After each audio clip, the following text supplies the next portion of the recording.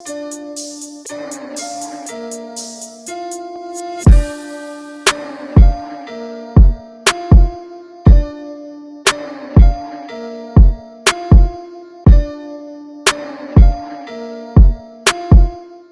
Mi 8 SE. Rumors of this phone launching in India, maybe as the Mi 8i or as the Mi 8 SE itself, have been growing stronger and stronger. Now that I've spent a week with this as my primary, let's see if it's actually worth all the hype. But before we do, if this is your first time here, or in case memories of the Mi 4i have you all twisted, my name's Ash, you're watching C4E Tech, card to our monthly giveaway, links in the description, and while you're down there, please click that bell icon to join the C4E squad. Let's now get started.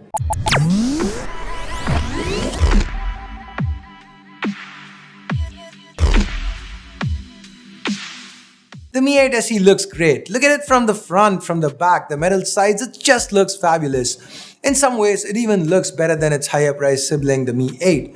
And by better, I mean less inspired by a certain fruity flagship. That said, it comes with all the cons of a glass build, fingerprint smudges, and it's slippery AF. But it also happens to feel great in hand. If you just picked it up without knowing anything about it, you'd probably think it's a flagship and not a mid-ranger. The 164-gram heft, the 7.5mm thickness, Xiaomi's just done a great job. And that's not just with the build, but also with the choice of the chip inside. Xiaomi's gone with the Snapdragon 710 here. Guys, now it's time for a little backstory.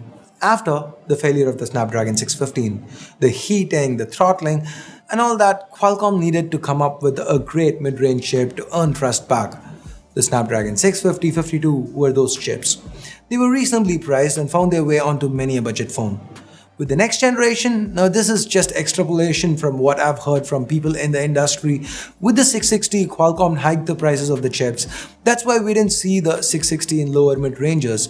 I mean, now we do see it on the Mi 6X, but that's a lot of time after it's come out, right? So prices have dipped after the new ones come out. Phones that used them once they were out, like at the start, were priced a lot higher. For example, the Oppo R11 or the Xiaomi Mi Note 3. Now the 660 was a far bit better than the 625, but given that it was still a 6 series, technically, brands felt audience just didn't get it. The end consumers didn't want to pay that much for a 6 series chip. So the next chip, which was supposed to be called the Snapdragon 670, Qualcomm renamed it to 710. They did it to show that it's a class above the 6 series. Now, that's the big backstory, and now that we've done with the history lesson, the question here is the 710 that good? Is it? The simple answer? Yes, it is. The 710 is an extremely solid chip that is almost flagship level. Think of it this way, the 710 paired with a Full HD screen provides performance similar to the 835 paired with a Quad HD screen. Of course, it's not always that simple, but the performance is that close. The performance here was top-notch. Whether it was running regular day-to-day apps, multitasking, or gaming, the Mi 8 SE blazed through anything and everything thrown at it. And the fact that the 710 is built on the 10nm manufacturing process, it means that it runs cool and is super power efficient. The Mi 8 SE's other specs include 4 gigs or 6 gigs of RAM along with 64 gigs of storage. Now the battery capacity here is just 3120 mAh, but the 10nm process means that the 710 sips battery. Even with moderate to intense usage, I was able to easily get through a day on a single charge. The battery life on this phone is excellent.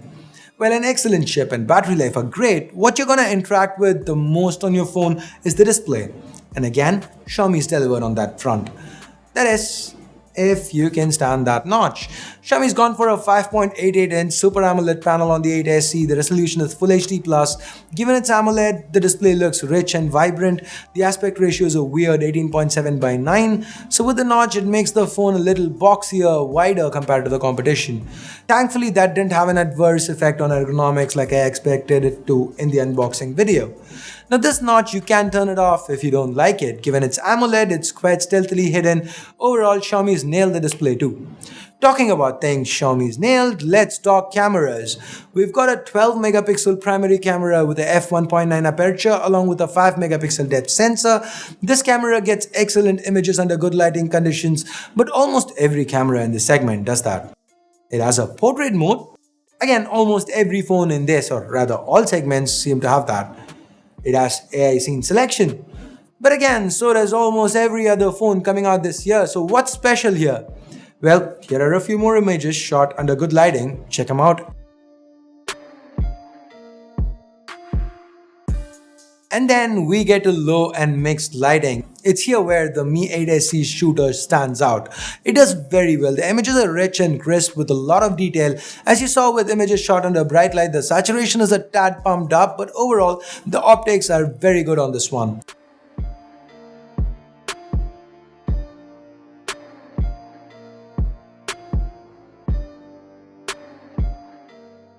Even with video, an area where Xiaomi's traditionally fallen behind, the 8SE does quite well. It's not as good as it is with stills, you can see a fair bit of noise, but this was shot under fading light, so I'd still call this 4K footage good. Let me now switch to 1080 to show off EIS and how it fares under good light. It's well detailed, the colors are good, and EIS is implemented well, isn't it? Now the selfie camera is a 20 megapixel f2.0 shooter that gets the job done. It even has a portrait mode just like with the rear camera. Here are a few more samples.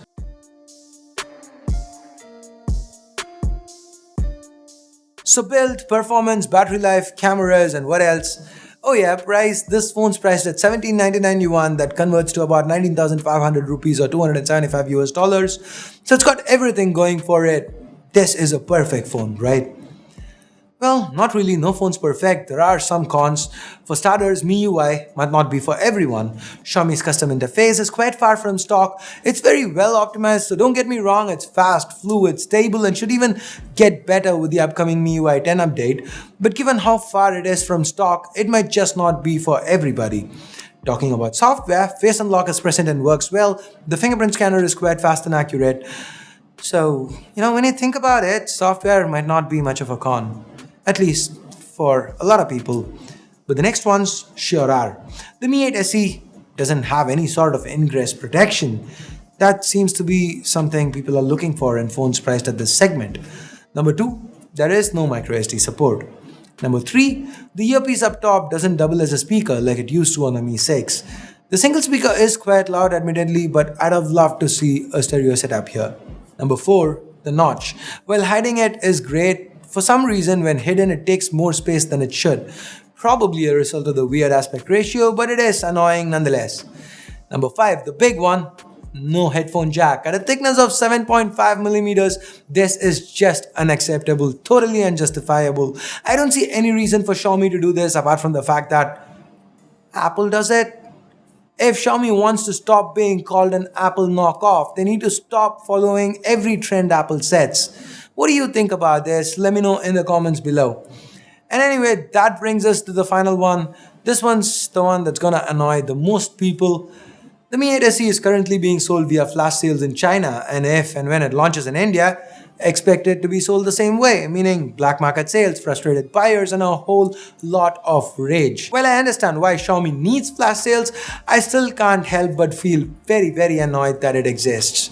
All that said, I did enjoy my week with this phone. Whether I was gaming, on call, watching videos, or just going through my social media, it didn't let me down. I mean, as long as I wasn't trying to plug a headphone in, it was all smooth sailing. So now, if you guys do find the cons I mentioned above bearable, then the Mi 8 SE is an excellent phone that's priced very aggressively and will serve you well. It gets a huge thumbs up from me. So that's just my take though. What do you think? Are you excited for the Mi 8 SE? Would you end your flash sales and buy one if when it comes to India? Do you want it to be called the Mi 8i? Let me know the answers to all of this. What do you think? Your thoughts in the comments down below. And with that, we get to the end of this review. If you hated it, you know what to do. You've probably done it already. But if you did like it, if you did find it interesting, go ahead, give this video a thumbs up. Let your friends and family know by sharing it and hit that subscribe button down below if you haven't yet. If you've already subscribed, make sure you hit that bell icon to ensure you get notified every time a new video goes live here on C4eTech. And now, it's time I bid you adieu. Until next time, my name's Ash. You've been watching C4eTech, and I'm signing off for now. You guys have a great day. Bye-bye.